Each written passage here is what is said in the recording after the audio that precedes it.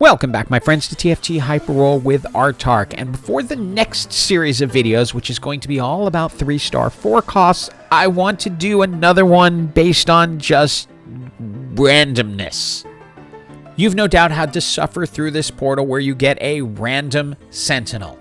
And in this case, if you have Storyweaver and Dragonlord, it's going to be the Storylord build.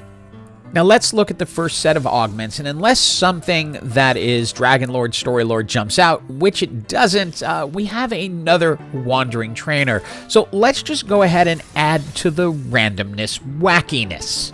We end up with Bruiser Arcanist, and that might not play well for endgame here, but it can certainly help us along the way. And how it helps is Riven is a Bruiser and Story Weaver, so she's going to be an important part of this build, and then we can bring in a Nico, who is an Arcanist, which will help boost the AP overall of the team, which is going to be pretty important in Dragonlord up until the end when you're going to switch over to more just full Sage Dragonlord. We go ahead and bring in Sivir. That will trigger Kale, that we put in the AP position because ultimately that's where we're going to want it. That's going to add 20 AP to everyone on either side. Taking advantage of sort of everything we have going on, we're having a really good early game. Item-wise, we want to start preparing our Diana items, so we're going to go ahead and grab the Sparring Glove to go with the needlessly large rod we already have for a Jeweled Gauntlet. And as I mentioned in my last video, when I'm talking about RNG, when you get it, you got to play into it if it's possible. Sometimes you are just going to get emblems and things that won't mix, and sorry, there's not much you can do about it. And it's time to look at the second set of augments, and we have 2 rolls because of a waste of time. My first thought is Pandora's items until I get team building. Then I get Triforce, and since Diana, who is a huge part of this team, is a 3 cost, that could be really good. We roll everything else just to make sure nothing else is hiding there, and then go ahead and grab Triforce. We can get our crazy plant lady in, and then lock for Lee Sin. And again, what we're doing right now is just using all this RNG to our advantage. Not everyone is going to have the opportunity. They did not have a friendly Sentinel at all, and sadly are losing as a result of it. We are now entering stage 6, which is an important step because now we can bring in Lee Sin, and that gives us 4 Dragonlords. 4 Dragonlords is going to give us a stun after the dragon, which even though it's only a second and a half, it is enough to allow your team to pick up a little extra momentum. And I want to draw attention to this next Sentinel. They don't have really good synergies with it. Dragonlord and Arcanist doesn't have a really good overlap. Dragonlord and Storyweaver does because of the crazy plant lady who is both Sage and Storyweaver, and then Diana who is Dragonlord Sage, so they mix together really well. It is time for our final set of augments, and nothing super exciting here that would fit, so we can go ahead and re-roll them and hope we get something better. So far nothing, then Healing Orbs, that's the obvious choice, just given what we got. And when the RNG fairy is on your side, we got a Rakan with a 1% chance at 5 costs, and it happened to be Rakan that gives us our 5th Dragonlord. So the dragon is going to be doing a lot of damage along with the stun, and our team, we're in really good shape right now. Now again, RNG, take a look at their Sentinel, Faded, Sniper, Reaper. That is perfect because you have a Faded Sniper and a Faded Reaper. So you can go really hard into Faded and still be getting the advantage of your secondary traits, which is going to make this team really hard to beat. And since we are now shifting into mid/late game, we're switching over, pulled out our Arcanist, and went to the 5 Storyweaver. So we have more power out of Kale. We still have our 5 Dragonlords. What we want to fill in with the rest of this is going to be our Sage champions, which are Morgana and Wukong. The difference we have because of this Sentinel is that we're also going to be able to have 5 Storyweavers, which is going to make our backline a lot stronger than it would normally be in a regular Dragonlord Sage fight.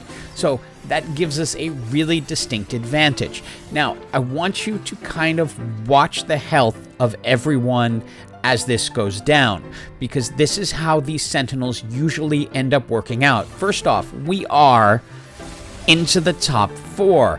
But notice there are 2 people with extremely high health, and that is because we happen to get Sentinels that were very, very easy to synergize off of.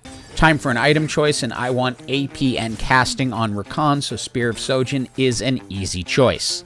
Also, if you can trade a Sivir for an Irelia, probably a pretty good idea. Irelia has exceptional range, 8 hexes, and is just a better overall unit.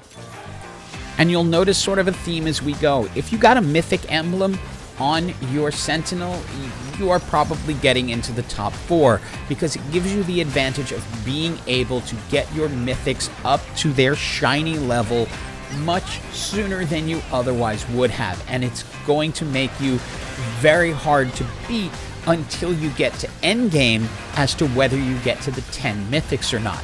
That's going to be a big difference, but right now we're still not at the full Sage, so we're at a slight disadvantage.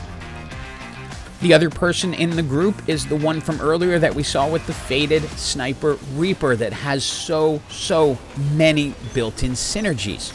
But we are a lot stronger now than we were then, especially with the 5 Dragonlords, Diana with all of her items, and our Wukong in.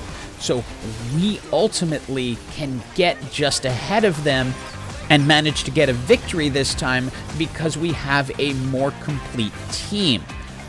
In next round, we get to bring in Morgana, which will give us our 4 Sage and a lot more healing for our front line. Time for our final 2 item choices.